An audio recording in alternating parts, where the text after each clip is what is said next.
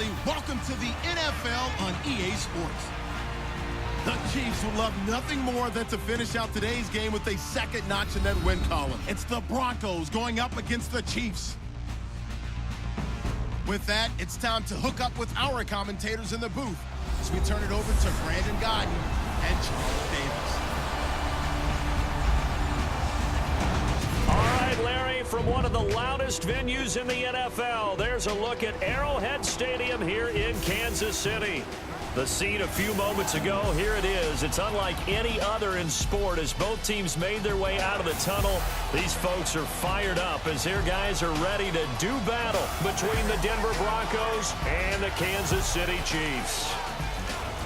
Hello again, everybody. Alongside Charles Davis, I'm Brandon Gaudin. And Charles, we look at this Chiefs ball club, and losers their last time out, so they'll look to make amends here. And one of the best ways you can do that is to be at home, and they are. They're going to try and ride that home crowd and that wave of emotion to a victory in this one. Meanwhile, for the visiting Broncos, they were winners last time out, so they'll be looking, Charles, to make it 2 in a row. And what I enjoyed when I watched their game tape and their victory last week,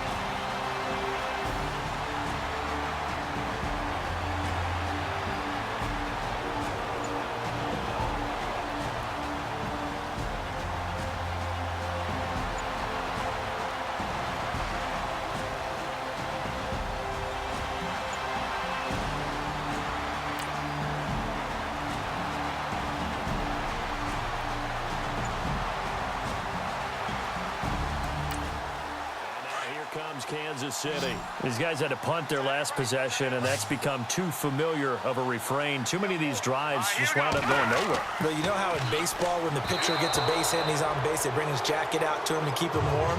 A lot of times the punter goes to the sideline, puts on sweatpants or a wrap over his leg to keep him warm. He might need a massage from the trainer right now from all the work he's getting. The way he's thrown the football today, almost a surprise when he doesn't complete a pass like happened there, but he needs a few more to get his guys downfield. Well, the way he's thrown it leads him to believe that he's going to get those completions, and that means the guys going out for passes, they'll run even harder because they expect it as well. So back-to-back incompletions, now 3rd and 10. And first things first, before you think about marching the ball down the field, you got to move the chains. You're exactly right. Got to get back into focus here. Get the first down. That's what's vital to them. And he is out of bounds, getting it just shy of the 35. Give him 15 yards on that one. Kansas City has a first down. They got exactly what they wanted there. Out route, catch, get out of bounds, stop the clock. And I have to criticize defense here because you know the situation. You want to keep them inbounds and have the clock run. So I'm sitting on the outside portion of the field and not letting them throw an out route. Throw anything inside and I'll make the tackle. An out route? That's not the way you're supposed to play it. Well, fails. Left side here, that's complete to Godwin. And he'll be taken down, but not before he gets into enemy territory. The Chiefs have got the passing game rolling a bit, and another first down. Throwing his fails. His throw incomplete. He was looking for Evan Ingram, the tight end. And now it's 2nd down. I guess you can't be afraid to take those chances late in the game. He tried to fit that one in there. Nice job, though, defensively. Well, to your point, it was a nice job of knocking the ball away. But you're also right. You can't be afraid to take those chances. That means your guys going downfield to catch the ball, they've got to elevate their game and come down with these in order to keep your offense moving. These are the spots, this stage of the game, where it pays to have speed on the perimeter, doesn't it? It certainly does, and in the second quarter, he may very well run by him, but in this situation, I know as a defender, I'm loosening up a couple of extra steps that allowed him to run with him stride for stride. And incomplete. He can't hang on. Would have been a nice catch. Instead, it brings up a 4th down. There's definitely contact there, but it's the 4th quarter of the kind of tight game, and sometimes the officials just say, let them play. Kind of like your mom used to with you and your brothers. Just take the broom to you and send you out to the backyard and tell you to settle it yourselves. I like that. Yeah, there was contact. I don't know, like you said, enough to warrant the flag. It was close.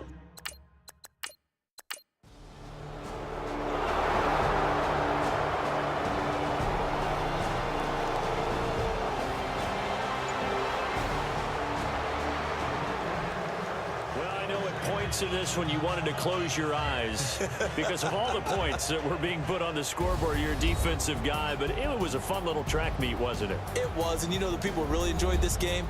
They're the ones that like going to batting practice at the Major League Baseball parks, right? Seeing the 14-11 game, that sort of deal. That's right up their alley with what we saw in this one. So for the Broncos, they move back over 500 now at 4-3. And they'll get another road test next week as they head to Philly to take on the Eagles. Meanwhile, for Kansas City, things are kind of getting ugly as they drop to 1-7 now on the year. And they'll try to get back on track next week as they head to Dallas to take on the Cowboys. So that'll just about do it for Charles Davis. I'm Brandon Gaudin. You've been watching the NFL on EA Sports. For more, log on to easports.com. With that, we say good night from Kansas City.